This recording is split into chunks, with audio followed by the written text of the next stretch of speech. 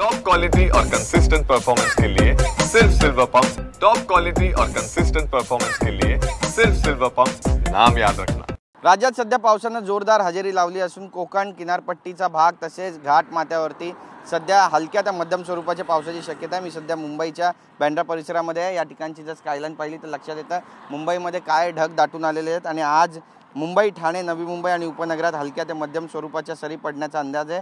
मुंबईमध्ये काय ढग दाटून आलेले आहेत, जोरदार हवा वारे वाहण्याची सुरुवात झालेली आहे। काही ठिकाणी हलक्या ते मध्यम स्वरूपाच्या पावसाचा अनुभव येणार असल्याचं बोललं जाते, त्यामुळे दैनंदिन कामकाजावर फारसा परिणाम होण्याची शक्यता सध्या तरी दिसत नाही आहे, पण मुंबईकरांनी काळजी घ्यावी असं आवाहन करण्यात आलेलं आहे। तर दुसरीकडे भारतीय हवामान विभाग आणि महासागर माहिती सेवा केंद्रानं लहान होड्यांना समुद्रात न जाण्याच्या सूचना दिल्यात। यासोबतच पूर परिस्थितीमुळे नदीकाठच्या गावांना सतर्कतेचं आवाहन करण्यात आलेलं आहे। कोकण आणि मध्य महाराष्ट्राच्या घाटमाथ्यावर मुसळधार ते अतिमुसळधार पावसाची शक्यता हवामान विभागाने सध्या वर्तवली आहे। विशेषतः रत्नागिरी, रायगड आणि सिंधुदुर्ग या जिल्ह्यांमध्ये पुढील 4 दिवस पावसाचा जोर कायम राहील।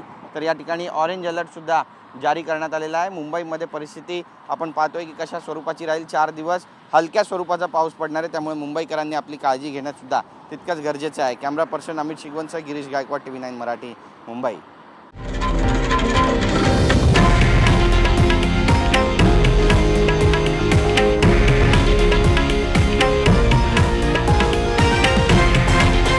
हे आहे देशातील नंबर 1 न्यूज नेटवर्क आणि आपण पाहत आहात TV9 मराठी, एकमेव।